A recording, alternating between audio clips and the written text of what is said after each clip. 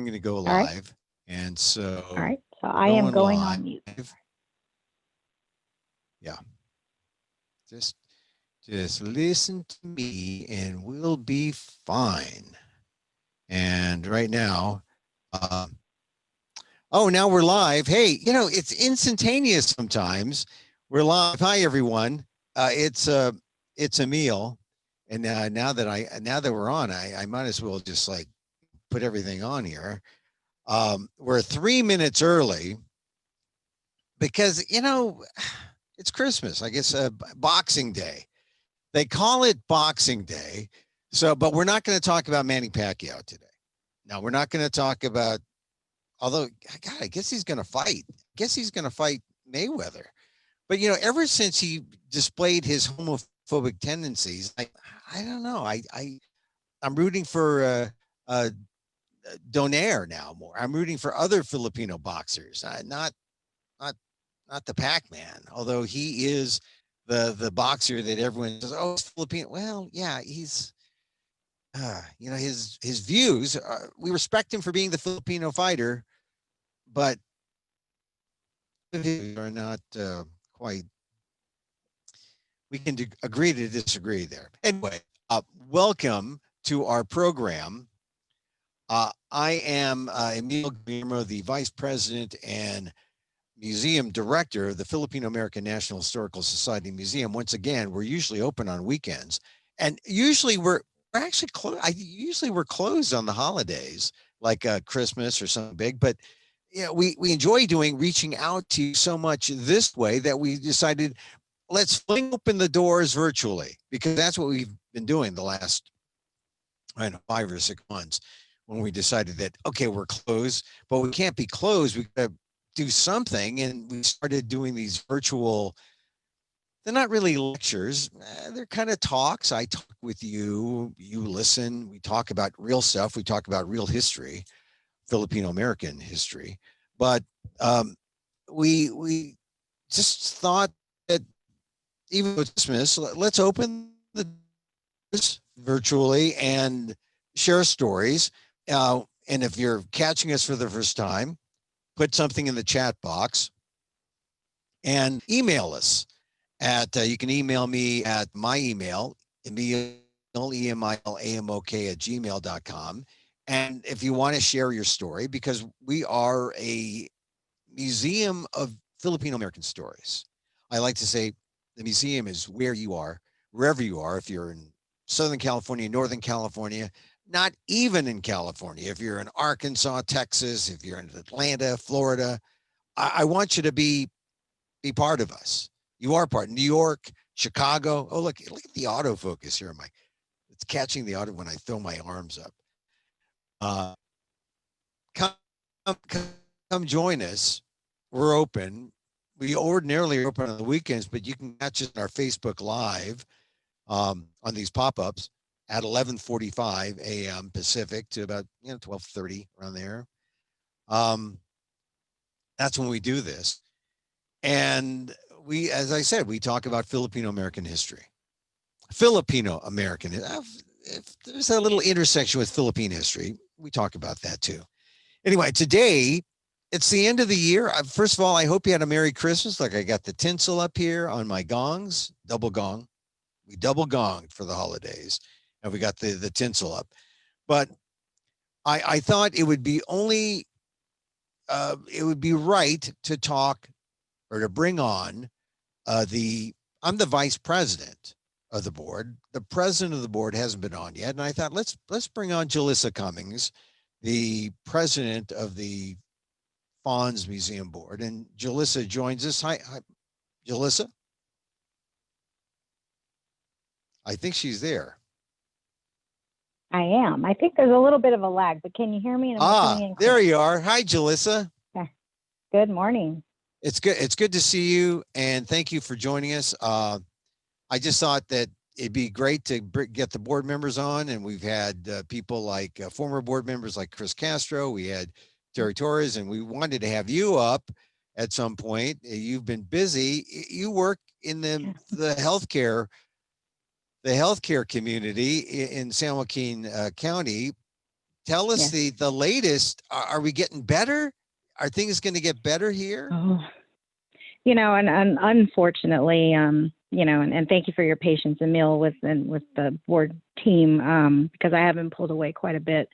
I've already been on 3 calls this morning. I have one more after this. So we are very busy. There are conversations happening daily about the situation. I appreciate all the messaging that's going out, encouraging folks to, really hunker down, stay home, practice all those, health practices that CDC requires. We are gearing up for the Christmas surge. We are gearing up for the New Year's potential surge. As we recognize folks are, we want to inform as much as possible, but there are still opportunities with how we can best manage this. So I actually have 2 hospitals. I keep track of COVID census in both of them, and it's not looking good right now. I'm going to be very transparent and say we still have to continue to be very vigilant in this very critical situation. Yeah, it's weird because it's a different Christmas, right? I mean, here we are, we're talking, we're distanced, we have this thing between us, but it's not just me and you here, but it's also us and our families, and Right. we're going to be alone if we are doing the right thing public health wise. We're going to be alone, we're going to be masked up, we're going to be distanced, and this is probably the best way we can communicate. You're saying that it doesn't look good now. Are you expecting a Christmas surge because people didn't do what they should have done? Yes, absolutely. And I mean, it's disappointing when you see it on Facebook. You have friends who are having large gatherings, and I also recognize there are a number of folks being responsible and really keeping it small. I can say my mother's birthday, Jesusa, her birthday was yesterday. So I did a quick 20-minute, everybody had masks. Mom, Dad, you stay there. Here's your gift. Disinfected before you open. And then, okay, I'll see you later. And my husband didn't come with me because he's had sniffles. I think he's fine, but, he gets it. And he's, at the beginning, is very kind of staunch against, I don't believe in this hooey, but at the same time, he sees what I've been experiencing. And he very much respects that, I got to be safe about it. So,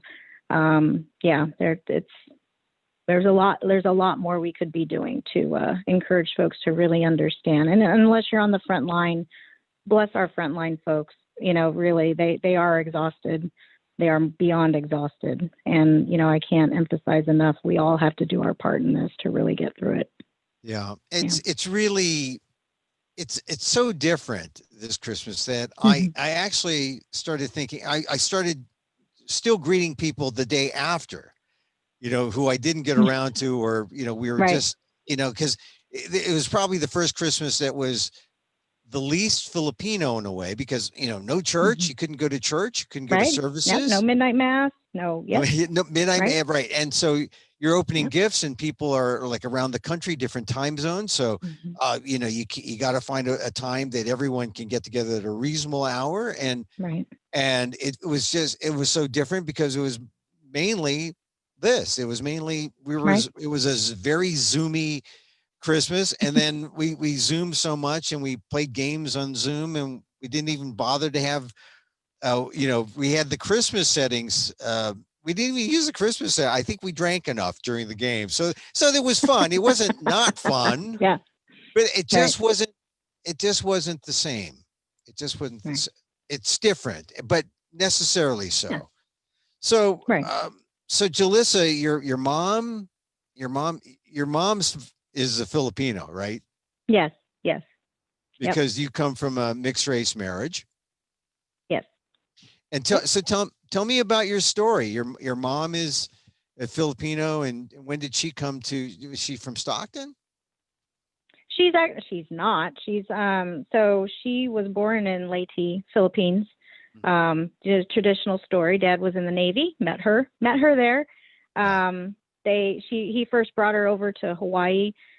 She quickly got her citizenship, and as actually, I joked with her yesterday. You speak better English than I do sometimes, but we have a large family, in the Philippines, and thank God for Facebook, right? We can keep in touch that way.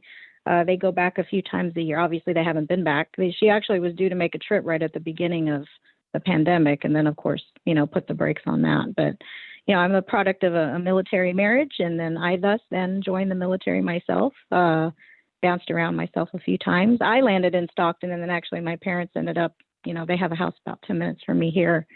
But they are making plans to transition back to Texas at some point, also another military community. So my brother and his wife are out there. Yeah. So wow. yeah, So and you were in the Navy. Were you a corpsman? Yes. Wow. I was a nurse. I was an officer. Yes. Yes.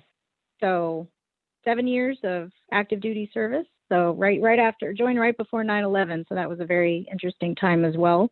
A different kind of crisis, if you will. So that was, just interesting to see how there are a lot of similar themes that come out of it. And actually, when I got out of the Navy is when we had the H1N1 pandemic. So that was kind of my first, exposure to civilian healthcare and, how to manage in that sort of pandemic situation. So a little bit of deja vu going on with all this. Obviously, it's much worse now, but it's interesting how those kind of themes kind of pick up over and over again over time. So talk about your mother again. She came, was that after World War II or during World War II or how? Oh, no, she came in the 70s. So I think she came 76, 77, right about when she married Dad. And then I came along in 79. So yeah, she's, I mean, and, we, since then they bounced around to Guam and those kinds of places, but she is the only one. She's one of 6 children, so she only really keeps in touch with a brother that's back home in the Philippines. But yeah. But, so we have a little bit of family over here, but the bulk of them remain back in the Philippines. But it's interesting in the timeline of Filipino American history. If we take it from, all right, there's people like my father who came in the 20s. There's a big gap when they were excluded in 1934, but 1941 with the war, World War II, more Filipinos came after the war. Then we have 1965 with the immigration, and then your family comes in because of really the relationship with the military in the Philippines in Leyte. Leyte is that was a key battle. Huge. MacArthur. Yep. That's where MacArthur returned. Landed. And so and then now you're here in Stockton. What does your history, how does it impact your life every day? I mean, how often do you think about your Filipino American history? It's interesting because as I've joined the museum team, and to be quite honest, I mean, I was always curious, but I think just even, seeing the email exchanges about folks wanting to hear about, riots or, or how we came to be here in Stockton in particular. And as I've lived here, and I came here by marriage. I actually originally was back in Modesto a few years ago. My husband refused to move. So here I am in Stockton, but the sense of history and the Filipino American influence on the history here, and my boss, he's very much passionate about the Stockton area. He's been here since I think 2004, so he very much understands and supports, the history of Stockton and the Filipino American influence into the culture here. And recognize, and even, obviously we have a bent to healthcare, a great influence in healthcare with, Filipino American presence.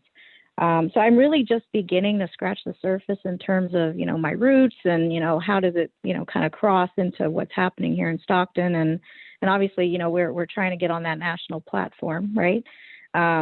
So really just branching out and learning, as we've learned, we've got chapters in New York, we've got chapters in Chicago, and it's like, I did not fully understand, how much of a presence we have beyond, what I see in, like a Joe Coy concert or something like that, where it's like, but we come out in droves, and it's great when you find that piece of your heritage and can connect with people. It's interesting when I walk around, because I often get mistaken as a Hispanic.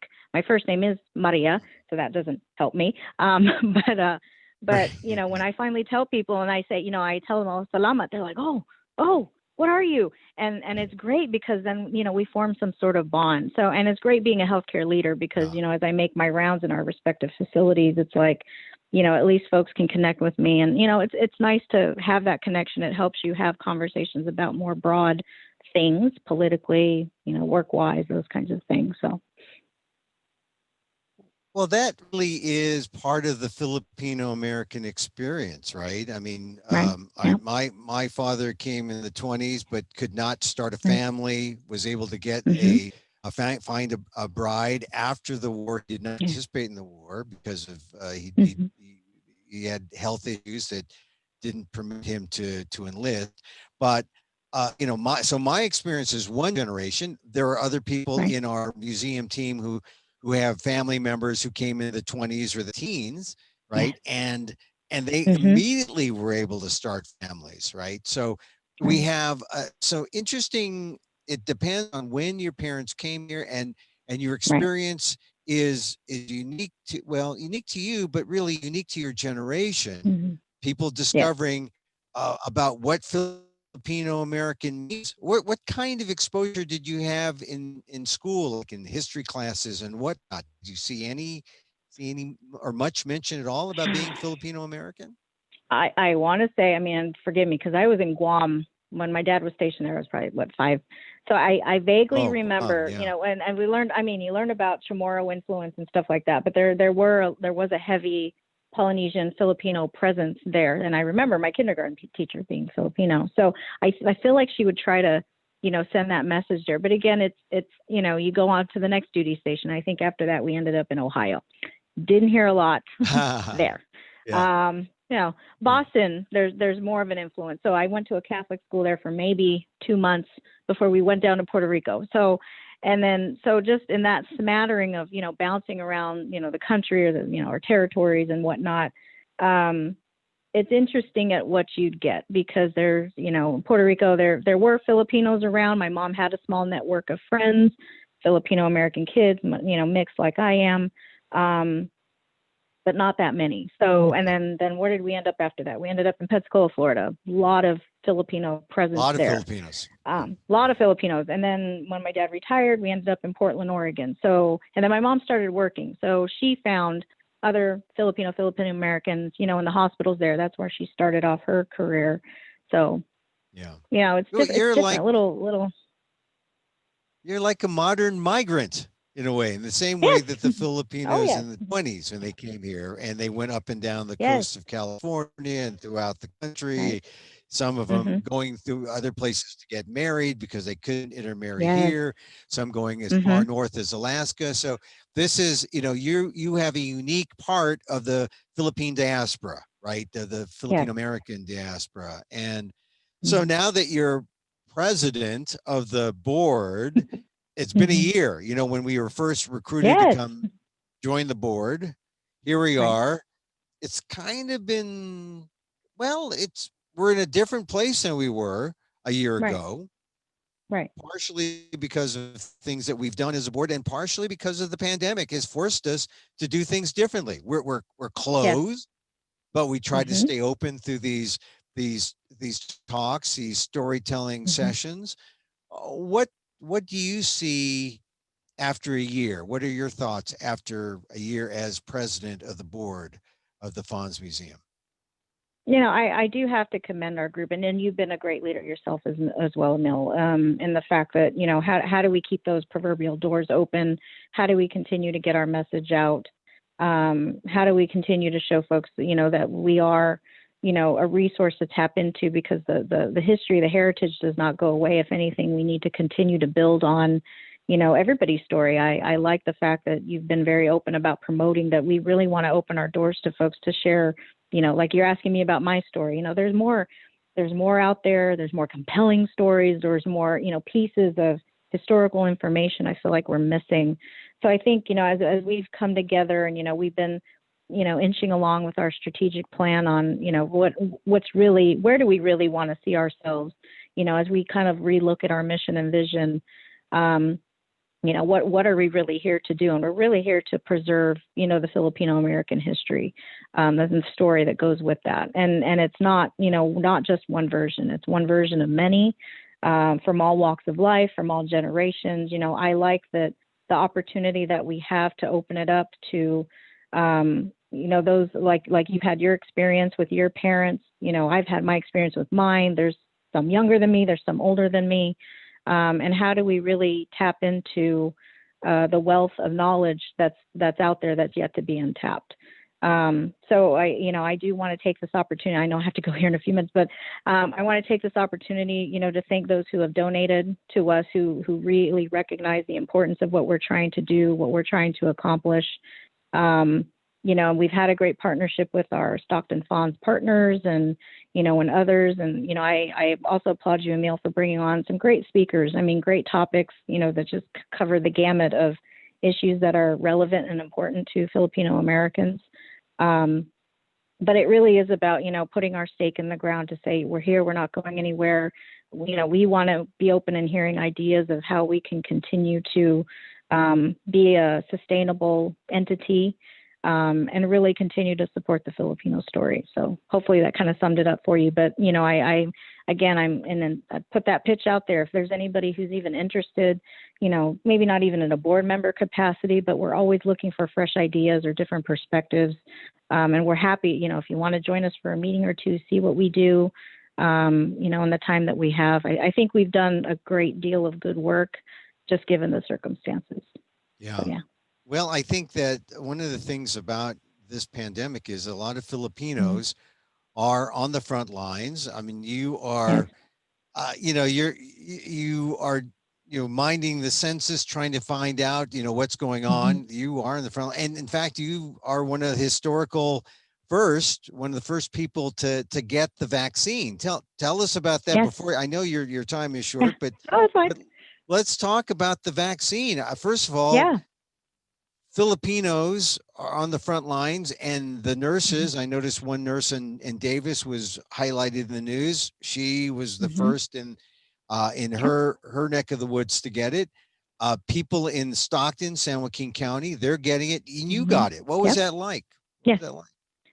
Great process. It's with all of the incoming information about and all the safety, measures that we have to put into place and making sure we get it to the right folks, in the right time. I can say for my organization, we had a great process in place.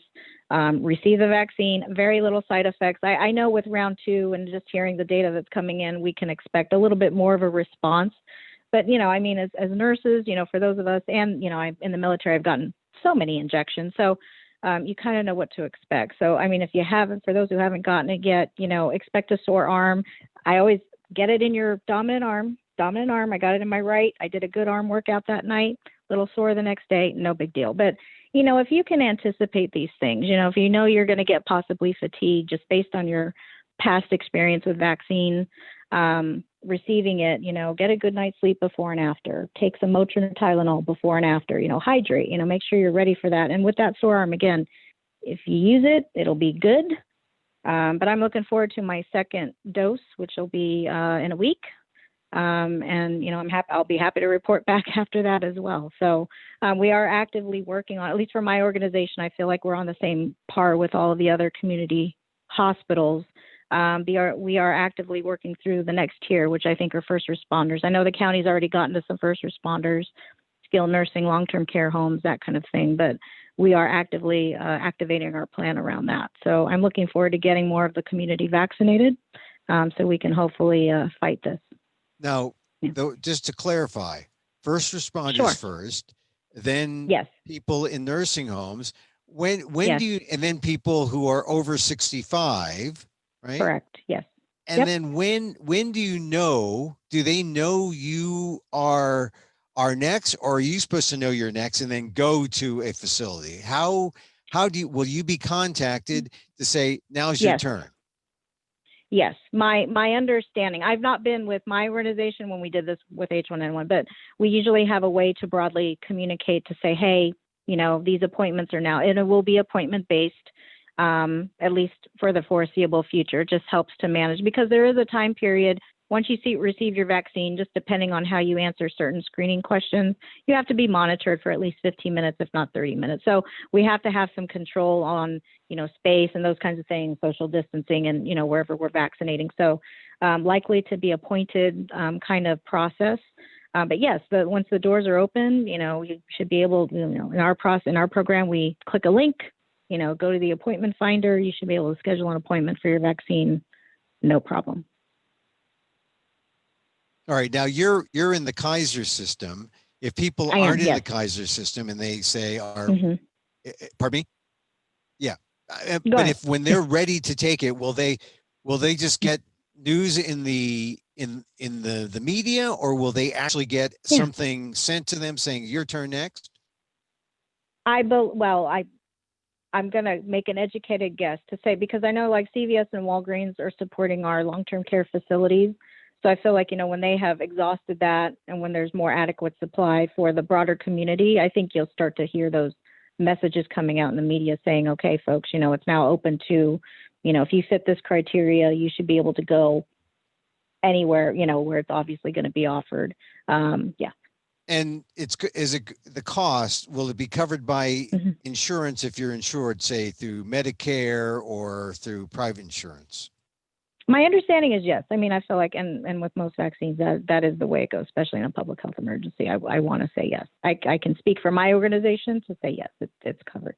Okay. Absolutely. And then once again, people are reluctant. And this is, Sure. I talked to Oh yeah. some, yeah, I talked to a lot of people who say, well, look, and they'll cite the African American experience. They'll say, look at Mm-hmm. Tuskegee, look at the airmen, look at, the Right. syphilis test, and there are historical examples of distrust that are justified. And this is part of history. Of Filipino course. Americans have had an enormous, once again, using historical examples, Mm-hmm. have been Mm-hmm. open to the US. But how about the Filipinos who answered the call to fight in World War II and then saw Right. their benefits rescinded? So a lot of people say, well, Yeah. there's reason to distrust. Where do you Mm-hmm. stand as a health professional in terms of uh, making sure that people sort of put this in perspective and do the right thing for themselves? No, I appreciate that, Emil. And again, part of my decision making centers around my experience in the military. And there, I mean, have been times where I've been, asked to take vaccine when if you're kind of like, how do I feel about that? But I can say I appreciate the transparency that has been around both the Pfizer and Moderna vaccines. Educational point, this is not a live vaccine. They're not injecting coronavirus into you.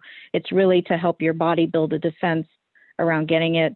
And just like with any vaccine, it's not 100%, but at the end of the day, it will certainly help ideally not land you in an ICU. There's still always the potential to get sick, but, and of course, it does not prevent transmission. So I think reinforcing the point that, yes, I got my vaccine. I still wear my mask everywhere I go, especially around my loved ones if I'm going to be around them for any period of time.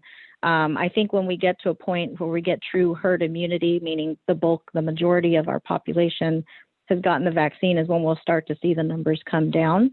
And that's just a thing of time, and don't get me wrong. I've approached folks, even my staff, do you want the vaccine? I want to see how it goes with the first round. Fair enough. Or I want to wait till after the holidays because I typically get sick after, with the vaccine. Fair enough. The fact that people are actually thinking about it and considering it makes me happy. And again, at the end of the day, we have more than enough vaccine, I think, to get it to whoever wants it. So, we play with, those are the same things that come up, with anything Yeah. that comes up. Now, Yeah. did you take the Moderna or the Pfizer vaccine? The Moderna was Pfizer. just approved last week, so you got it early. Yes. So the Yes. Pfizer, should people be Mm-hmm. concerned which one they take, or is it? I mean, one has to be refrigerated. So I guess Right. if you come in cold, that's an advantage for the Pfizer. If you come, Mm-hmm. if you're Moderna, it's a more normal Yeah. refrigeration. Is there any difference Yes. between the two aside from that? Well, no, aside from that, no. I mean, so with Pfizer, it's a 21-day between the two doses. I think Moderna is a 28-day. But beyond that, no, no stark differences. I think they both function in the same similar kind of ways, just again to build up your body's defenses for whenever it encounters the actual virus.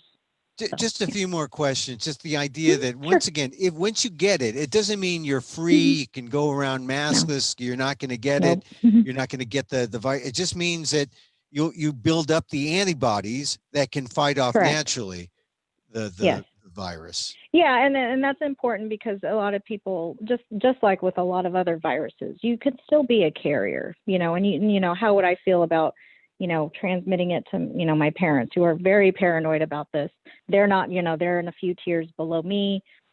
So, again, just that cognizant thought that, yes, I got the vaccine, which means I have a good chance of fighting it if I ever happen to get exposed or something like that. But that does not mean that, again, I can't pass it to my daughter who's under 16 who can't get the vaccine. She wants it, can't get it yet, honey. Not safe yet. Or my husband, who's, I love him. He's high risk and he's just not a vaccine kind of person. So I have to do what's right to protect my family, even though I'm still blessed enough to have the opportunity to get the vaccine. Yeah. I mean, really, Yeah. it still boils down to personal responsibility and Right. social Yes. responsibility in the name of Yes. public health. You don't know Yes. if you're going to be a carrier, an asymptomatic carrier. So who Correct. knows? Even Right. if you get the vaccine, you might still have the ability to pass it on to someone. So it doesn't Right. remove too many. I mean, it removes it protects you, but it's like a Mm-hmm. shield. There's still the behind. People Yes. still have access, and you're not Yeah. totally guarded. We're not out of the woods yet. We're Yeah. getting better, but we're not 100% out of the woods yet. So I appreciate you allowing me the ability to enforce that, Well, Emil. And if I sure, Well, go we're ahead. just in a unique position to have access to Mm-hmm. you as both the president of the board and of the museum, and who can tell us, well, this is why we stay closed. I mean, I guess the Right. last question, Yes.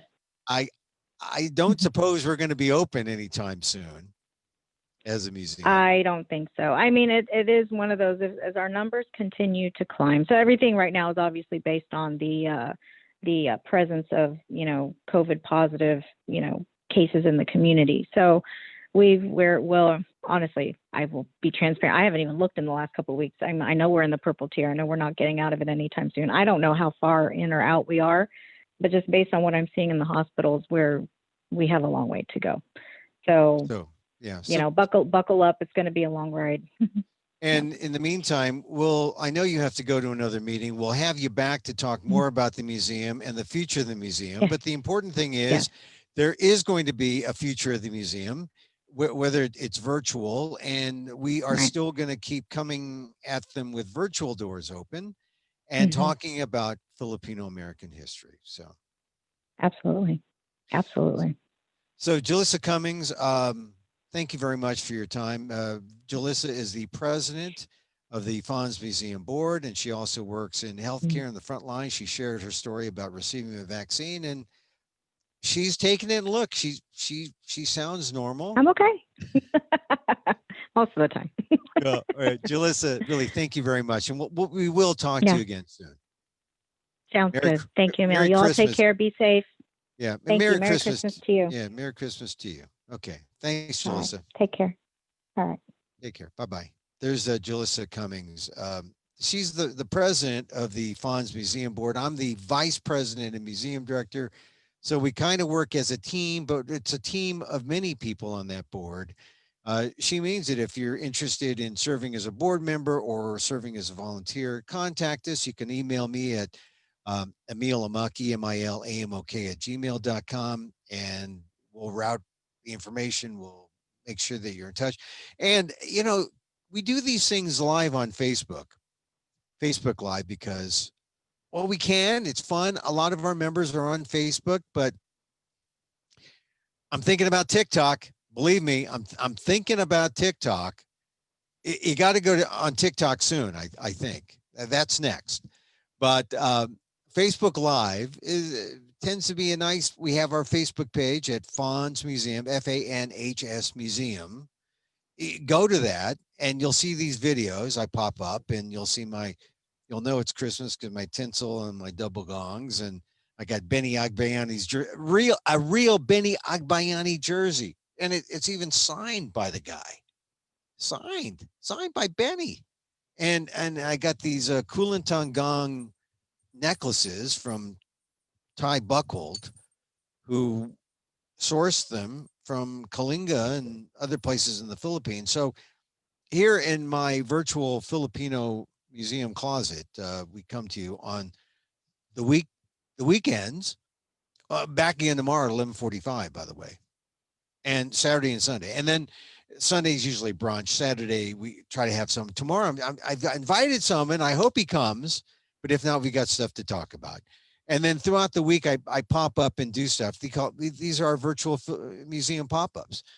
So we keep our doors open, but we need volunteers. We need people to help us with tech, with any number of things. So contact us and help us in 2021. A couple of things before we leave. I hope you had a good Christmas.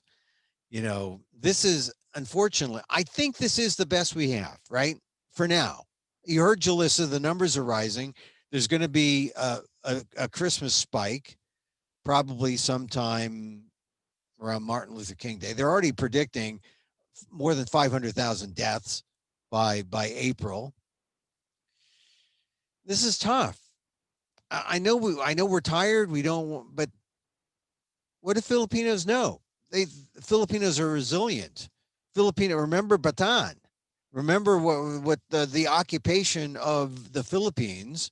Some of you do. Some of you are descendants of parents who, like myself, my mother lived through the occupation of the Philippines. What was life like then? You think you don't have it in you to survive something like a pandemic, but can you imagine if the enemy was outside the door with rifles ready to shoot anyone on sight? Would you go outside and pretend everything was normal? No, of course not. Well, we've got a pandemic where the villain is a virus that you can't see, and I'm just amazed that I see people who unmasked, no social distance, thinking about, oh, well, why can't I go there to this restaurant or that bar? Well, you can take out, but I know there are people today who are thinking it's Boxing Day. I usually return stuff. I got to go shopping today. You don't. Someone sent me an email message saying, Emil, Merry Christmas. Hope you had a good Christmas. And I said, this is probably one of the better Christmases because I actually had to pay attention to the people who I'm close to. We actually, my immediate family, and they're all far flung all over the country. So it wasn't easy to get close when there's great distance, but it reminds you of maybe we have too much. Maybe we have excessive amounts of things. And maybe this is a reminder to think about simplicity, think about reduction, think about, I don't know, a different way to think about materialism. This could be probably the most or the least spiritual time in terms of organized religion, because I know that some places of worship, I wasn't able to go to mass yesterday. Usually we go Christmas Eve, we make a big to do. I remember last Christmas Eve when the talk of the virus was just starting, and there was a little girl behind me, and every time I know this happens to you, right? If you're Filipino and go to mass and you see someone cough in their hands, and it comes right at the time where they say, and now we offer each other the sign of peace. I mean, but I remember last Christmas, there was this little girl who was sitting behind my wife and I in the pew, and she was coughing. Sign of peace time comes. Okay, what the heck? Sign of peace. We're going to shake. I developed, I'm sure I caught something from her, and I was sick all throughout January and February. And by March, it was official. The pandemic was here. And we had some time to if the news was more, not the news was the news. It was our leadership that was slow. But if they had acted, could we have prevented or gotten the model that we should use to act on how to act during a pandemic sooner than later? And now we're here at this juncture, and thank goodness it looks like our new leadership is going to come in and try to make a difference, I hope. But a lot of it is going to be up to you and me, and how we respond to this. So, but remember, all of this is a part of Filipino American history, being Filipino Americans. How did we respond to the pandemic? Julissa said, hey, look, first responders, a lot of them Filipino, a lot of them Filipino nurses, a lot of them are dying. We remember them this Christmas. And we remember, our entire community. I know that come 2021, we will be thinking, well, what were you doing in 2020 at all the key moments? That's where I think, yeah, get out your cell phones, take that picture, snap that picture. What were you doing? It's an historical document. We'll put that in the museum. This is what, Mrs. Payangyang was doing. This is what Mrs. Garcia was doing. It's fascinating to consider these pictures or things that you write now, what they might mean in terms of history. Next year, 2 years, 5 years. I mean, as a journalist, as a practicing journalist, I look back at my columns that I write for Inquirer.net or at the Asian American Legal Defense and Education Fund website, aldef.org. I look back at the things I write there and I say, journalism is the first draft of history. What will my columns value be years from now when we look back and say, what were Filipino Americans thinking? What were they doing? How were they responding to all the things that were happening? It's important. So if you don't have a column, if you don't write for a newspaper, or do a TikTok, come on this show, talk to me. I want to talk to Filipino Americans about how they're responding to the pandemic. You heard from Jelissa what she's doing. She works out at Kaiser in San Joaquin County. And they're doing a lot, counting the census, making sure nurses are safe, getting the vaccine. I'm close. I'm not near the top. I'm kind of toward the middle, but I'm in a group that should get it soon if they work their way down through the list. I'm looking forward to getting it. I'm going to get it. I'm going to get it. If my opportunity comes up, I'm not going to say no. All right. Again, before we go, I got to do it this week in Filipino American history. Here's an ironic thing. Julissa said her mother had a birthday yesterday during Christmas. Well, it was also the birthday of labor leader Vera Cruz, December 25th, 1904, on Christmas Day, on Pasco, right? Vera Cruz. We talk a lot about Larry Itleong, but, we need to talk about Brother Philip. We don't talk about Brother Philip enough. And it's one thing to say, hey, here's Philip Vera Cruz's birthday. But it's another thing to say, here is Philip Vera Cruz's, here's what he did in life. There's the, and I want to share this from the New York Times. Vera, when you get an obituary in the New York Times, that's the paper of record. When a Filipino is mentioned, that's a life well led. This was written in June of 1994 by Richard Lyons in the New York Times. Philip Vera Cruz, 89, helped to found Farm Worker Union. There's Philip's picture there and in the paper. And this is the story. I mean, it's a short obit.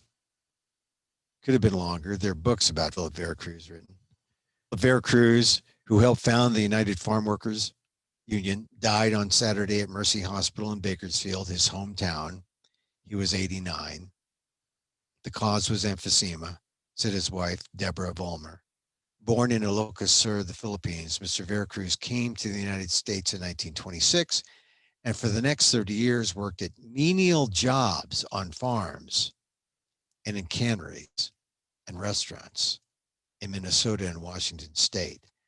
I, you know, I guess that's just scripted to say menial jobs, but that's what was available to Filipino Americans. And I have to say, my father mirrors the life of Vera Cruz. My father's Vera Cruz born in 04. My dad in 06. Vera Cruz came in 26. My father came in 28. Menial jobs on farms and canneries and restaurants. That was a. I'm sure he came through California first, but he went through Minnesota, Washington State. Here's the difference with Vera Cruz and my dad. My dad never went to a university, but it said for a year, Vera Cruz attended Gonzaga University in Spokane, Washington. I don't think he played basketball, but maybe he did. I don't know. I always thought Vera Cruz is kind of long and lanky, but I'm glad, he was at Gonzaga, the Catholic experience, no doubt. In the 1950s, he moved to California and helped bring together small groups of Filipino farm workers that led to the formation in the 1960s of the AGWOC, Agricultural Workers Organizing Committee, composed mainly of Filipinos. Oh, well, I guess it's okay to leave out Larry Leong in obituary for Philip Vera Cruz. But they were together. I mean, that was AgWalk was their thing.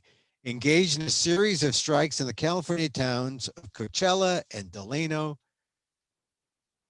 And it says here, this must have been some kind of funny typo because it says merger under Chavez.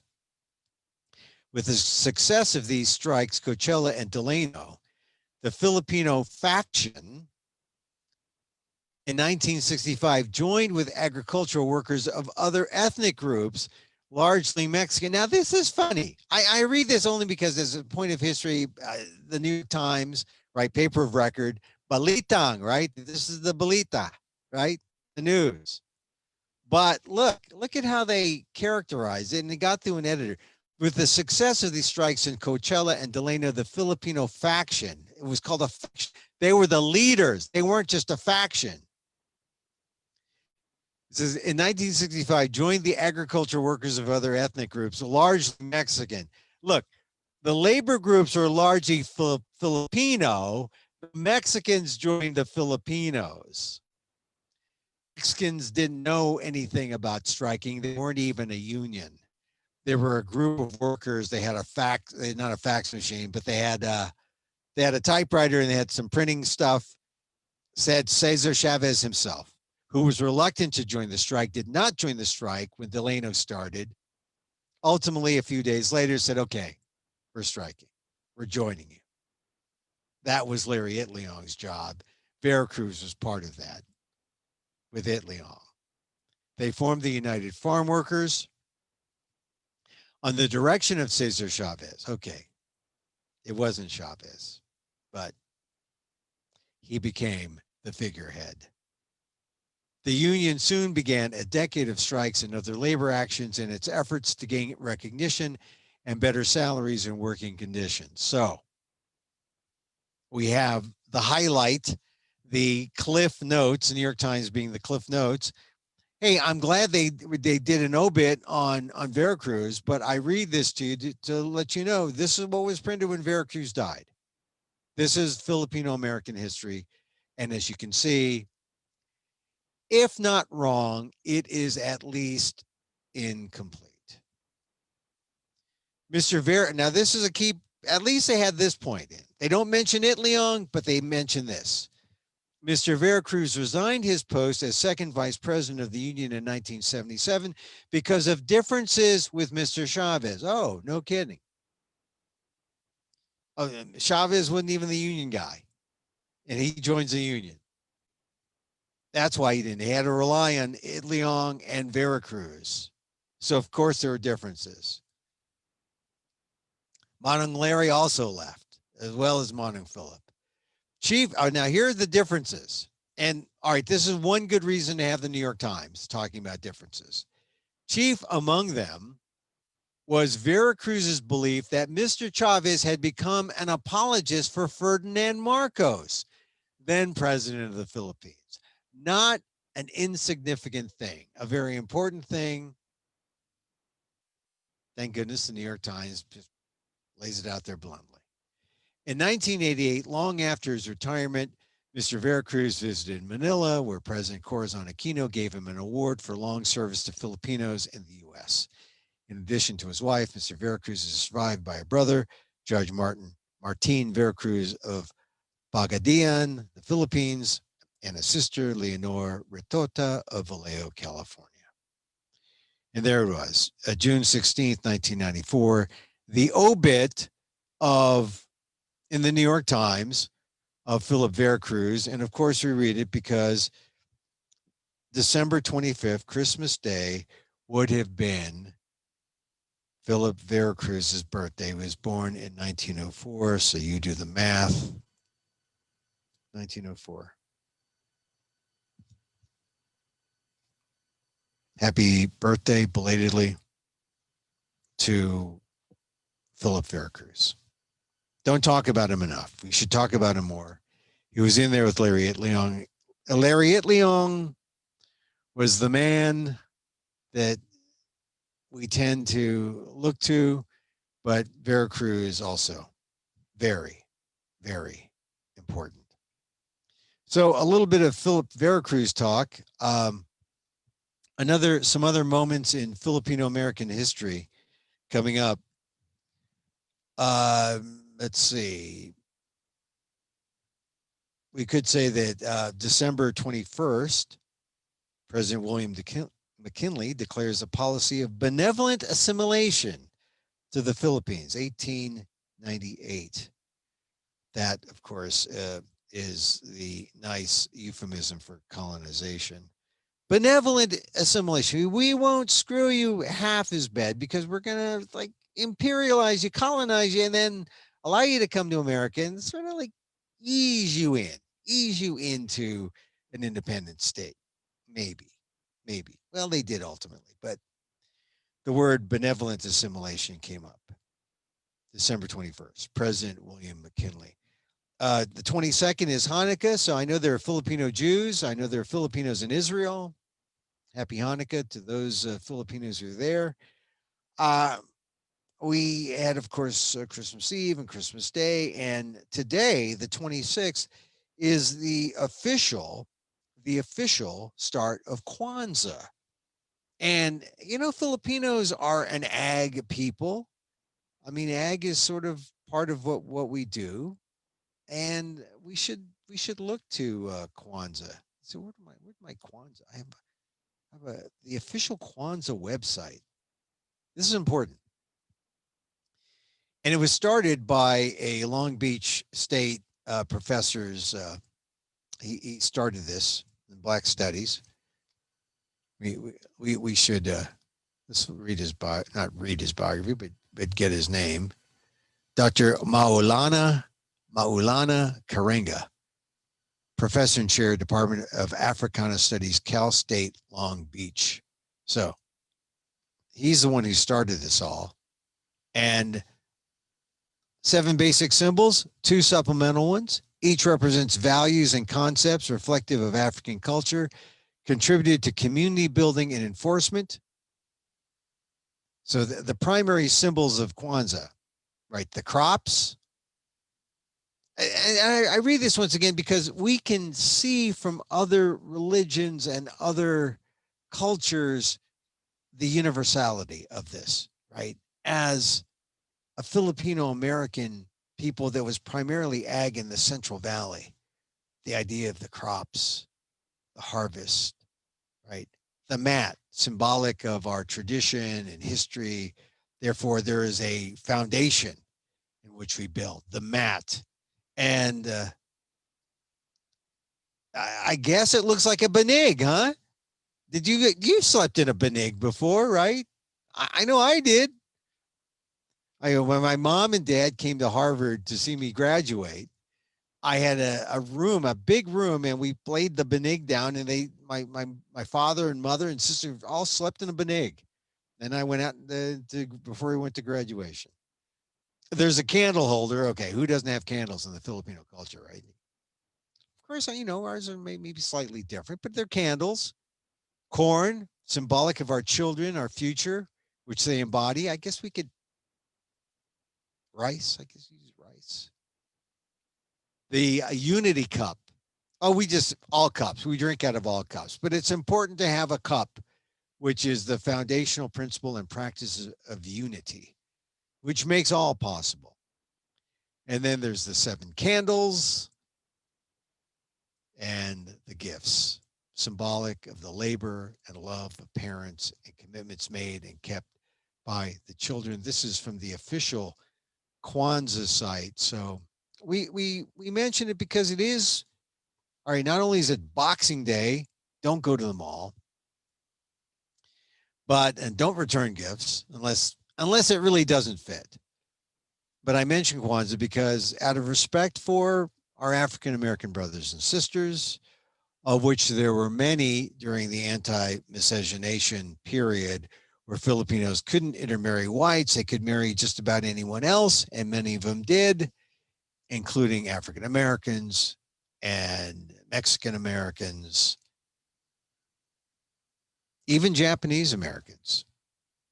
Despite some of the things that I've reported and talked about in the show about after Pearl Harbor, the Filipinos were very anti-Japanese in America. And because after Pearl Harbor, the Japanese attacked the Philippines. So people were still connected to the homeland. They were very angry. Reports of killings of Japanese Americans and violence toward Japanese Americans in the Filipino community in Stockton. And it was so bad that some Filipino Americans actually thought that it would be a good idea to intern the Japanese because it would keep them safe. That was according to Professor Dama Ballin's book, but something in history that we need to know about. Anyway, we share this story about Kwanzaa because, like I said, we're coming off probably, maybe it's the least materialistic Christmas we've had in a while. And maybe the least spiritual in an organized religion way, but maybe more spiritual just in terms of how we deal with each other as human beings, Filipino Americans, who must distance and stay apart because of our situation here. The pandemic. It's real, the pandemic. Okay. Back again tomorrow. I do want to leave you. Did you have an experience yesterday that I had my mother-in-law? My mother-in-law is Caucasian, and she sends us gifts. She's like my grandmother. I mean, she's my wife's mother, but she is like not just my mother, she's like my grandmother too. And she's the grandmother to my kids, but she knows how to celebrate Christmas. She knows the meaning of gift giving because she at any opportunity to go shop and buy something or to gift something. It's not like going to Neiman Marcus. It's not about going to like some expensive shop and buying an expensive gift on Amazon or something. It's just about, I'm thinking of you. Here's something you need. I'm giving it to you. My mother-in-law, my would-be grandmother, right? She could go to Safeway or Winco or any grocery store. She can find something to gift you. She'll wrap it up and she'll get, and she always gives multiple gifts because one gift is not enough. So I say it's not materialistic, but I'm getting multiple gifts. What's wrong with you, Emil? That sounds like you had a really bang up Christmas. Well, look, I opened up one gift and it was a moon pie. That's a kind of, but I'm not knocking the moon pie, although it's not vegan, but it's the thought that counts, right? But I thought of, and what got me is it says moon pie. Can you read that? It says moon pie since 1917. Since 1917, they've been making these things, moon pies. And if you don't know what a moon pie is it's like it's got white on the inside, marshmallow, and it's got 2 graham cracker things, layers that sandwich the marshmallow. This is sort of like sounds like a Filipino Asian American revolution.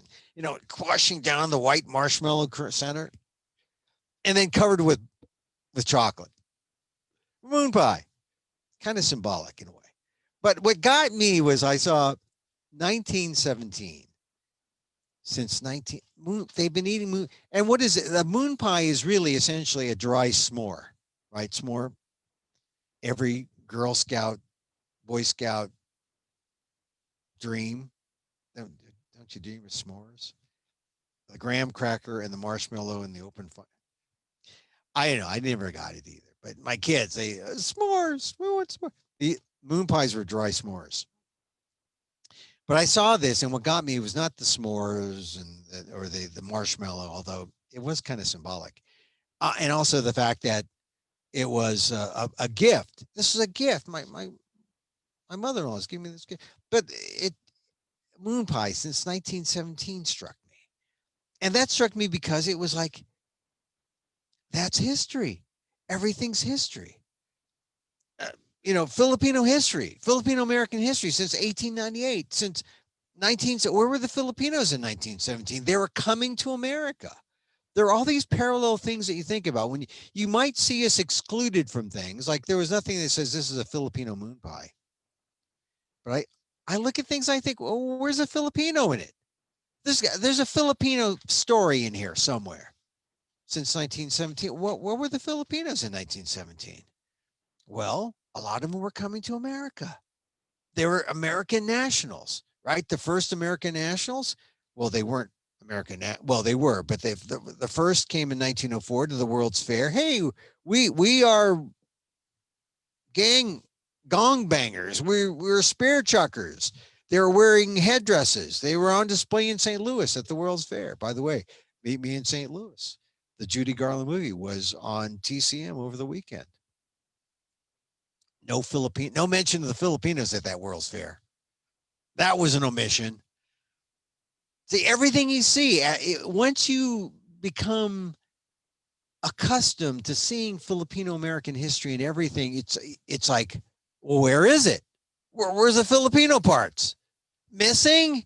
Why? Let's put them back in. Let's put the Filipino parts back in. And that's why MLB, Major League Baseball, Benny Agbayani, best position player, and I'm counting, everyday position as opposed to pitcher. Best pitcher, clearly, number 55, San Francisco Giants, Tim Lincecum. But position player, home run hitters, Benny Agbayani. I'll play a clip from Benny's home run against the Giants. It's like a dagger to my heart. It was like a definition of self-hate. I love the Giants, but it was Benny. It was Benny. So anyway, Filipino history. Once you start thinking in terms of Filipino history, you see it everywhere. I saw Ma Rainey's Black Bottom. I wrote about it on my ALDEF piece, Asian American Legal Defense and Education Fund. Ma Rainey's Black Bottom. You see Chadwick Boseman. You see him playing his horn. You see him, playing with Ma Rainey, and you say, wow, where were the Filipinos? What were they doing? They were here. Yeah, they were here. And then you see how this is one of those lesser omissions that, hey, not relevant, but still, to put it into a Filipino American history context, suddenly it broadens your view of what you're watching or what you're eating. I didn't eat it. It's not vegan, but okay, I took a bite. It's not the church of veganism. It's relative veganism. If, how many cows were killed to make the marshmallow cream? Anyway, we try to be good people. We try to be ethical people. On that note, did you have a good Christmas? Really? I hope you had a good Christmas. If you had a good Christmas, raise your hand. No, go ahead, raise it. Oh, there. It was good. It was good. I had a good Christmas. I I drank a lot, and when I woke up, it was too late to have dinner. Well, what can I say? Had fun with the kids. We played this game, Categories, and it's a good game. People try to say, let's do a scavenger hunt. We'll get all the Filipino items in our room. We'll do a scavenger. Bad idea. It's a scavenger hunt. It's like a lot of activity for Zoom, I think, especially if drinking is involved. You just want to sit and drink. Categories, you sit and you, okay, you name things that are in a hospital. Let's start with G. Okay. Well, let's see. G, gauze, gown, and things like it's a fun game. And then when people reveal what they thought of, you think, God, that where did you come up with that? Anyway, look, the weekend is still around. I guess football's around, so you're going to watch football. I guess we'll be back again tomorrow. Filipino American National Historical Society Museum, our virtual pop-ups. Thank you again for being with us. You can go to our Fawns Museum Facebook page. That's FANHS Museum at Fawns Museum, the Facebook page. You'll see us live. I will answer all your questions after I get out of here. Please, if you're inclined to donate something, I put up a little page here, or you can click on and make a donation. All donations help us do what we do, help us pay the rent. They're unencumbered funds that allow us to stay afloat because of the prudence and fiscal conservatism of our founders. We do have a rainy day fund, but we didn't expect the rainy day to last 9-10 months. So fortunately, we're still good, but we want to continue to do more. We want to continue to serve you. So let us help serve you and tell the Filipino American story. Thank you very much for joining me today. Once again, email address emilamok@gmail.com, emilamok@gmail.com. Go to my website at amok.com. It also is King of Olympia, or kingolympia.com. kingolympia.com. Really, Emil? You got kingolympia.com? That's a little presumptuous. Huh? No, it works. King Olympia or Olympia King. If you're dyslexic, it works both ways. Thank you again, and it's good to see you. And as my dear friend, the late and lamented Dawn, DAWN, Dawn Boholan and Mabalan would have said, she would have said Merry Christmas or Maligayang Pasko, or she would have said Merry Kalikimaka. She would have said all those things. But she especially would say, at this juncture, Mahals and Salamat.